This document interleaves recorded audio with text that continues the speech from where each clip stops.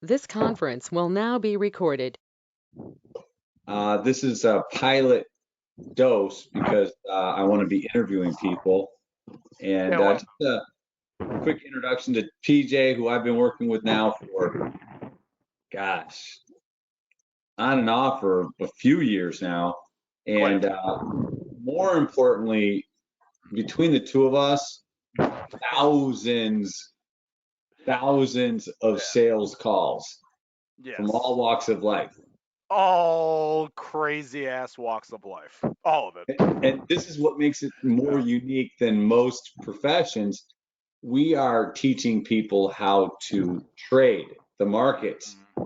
So when it comes to money, Mhm. people get wacky, period. They get usually they lie a lot. 100%, 100%, or just try to get it for free, no matter what it is. They could be getting a kidney transplant, and they're like, "How about you cut me a deal, doc? Like, you give me it. Let me see if the kidney works, and then I'll pay you 3 months later."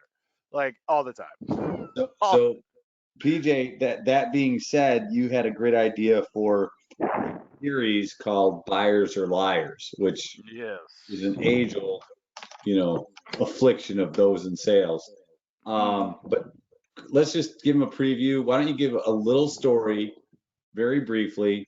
We'll interview people of all walks in life and all business applications of sales, all sorts of stories, from thought provoking to crazy to just funny as hell.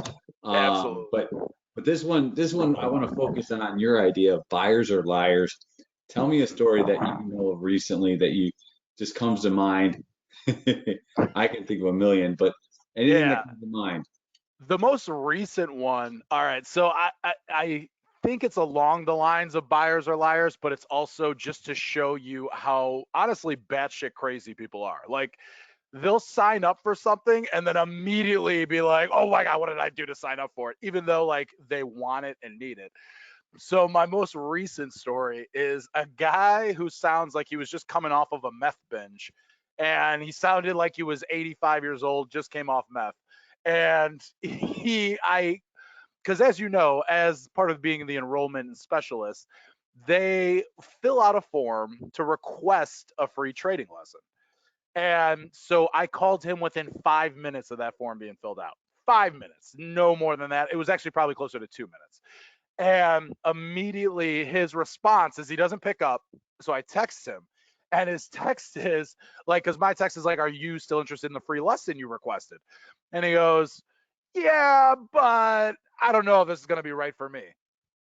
So I immediately call him. I'm like, "Hold on, buddy. I got your text message.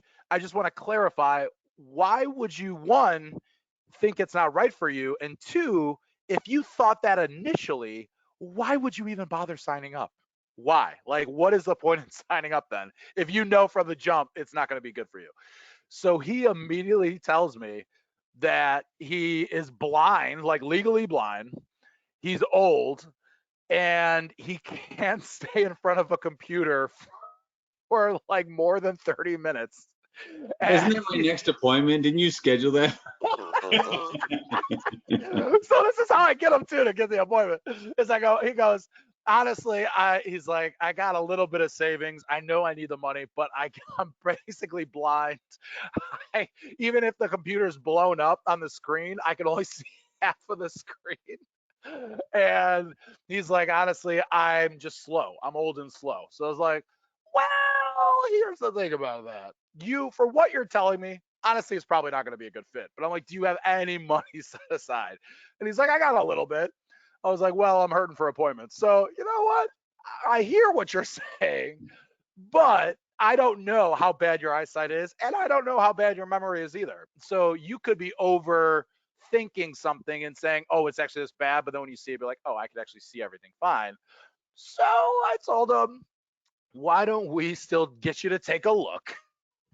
Get you to take a look, and you can see for yourself, hopefully see, if it's something you can see yourself being in front of a computer for about at least an hour a day, and you don't have problems or issues like being able to follow along and be able to see the content we're providing."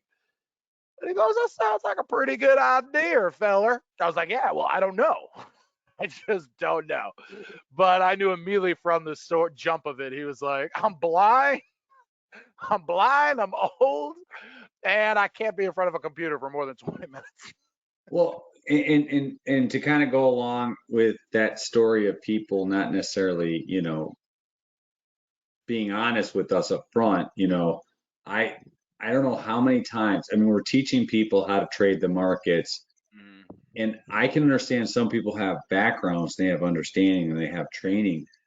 But when people make up stuff that, remember, we had a guy, he started saying how many licenses he had, like actual trading licenses, right? And he started saying 6, 63, 44, 72. Did I hear a niner in there? I was just waiting for you said it. Wait, did I hear a niner? From Tommy Boy. So these are the stories that we're going to plan on saying. Some of the types of stories we'll say on this channel, and hopefully give Yeah. salespeople a nice outlook to laugh at the profession they've chosen.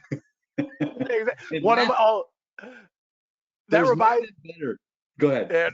No. Sorry, go ahead. I'll tell you. No, there's nothing better than to have a really stressful day of like today. I've talked to nobody that has been honest or forthright or kept their appointment.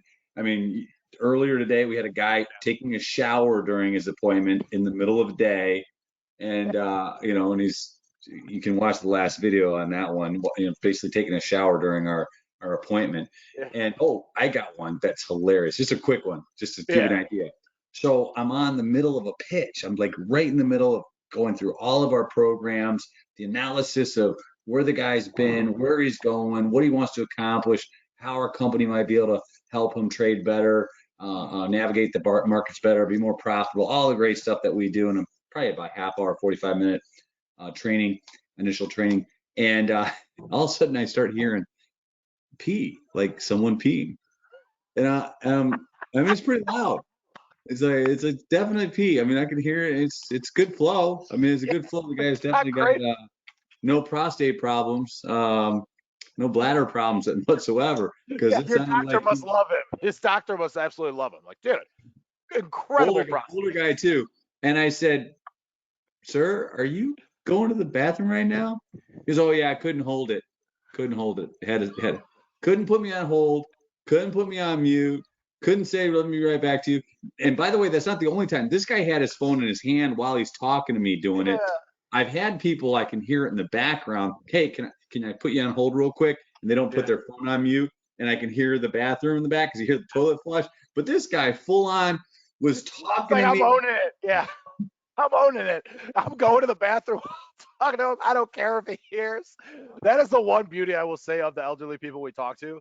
They just don't give a shit. Like usually, like the range we talk to of bullshit artists, I feel like are like early 30s to late 50s. Like they'll throw in a bunch of bullshit, but dude, older people love them. Not only love them for their honesty, they're there, because they're not going to lie to you. They're going to be like, hey, I don't have money. I have money. I'm good at trading. I'm not good at trading.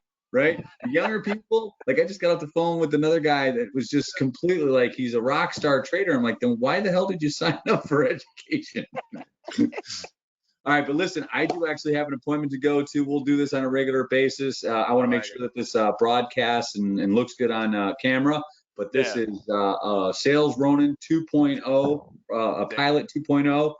Buyers are liars series. Buyers are liars, baby. I love it. All right, brother. Appreciate you.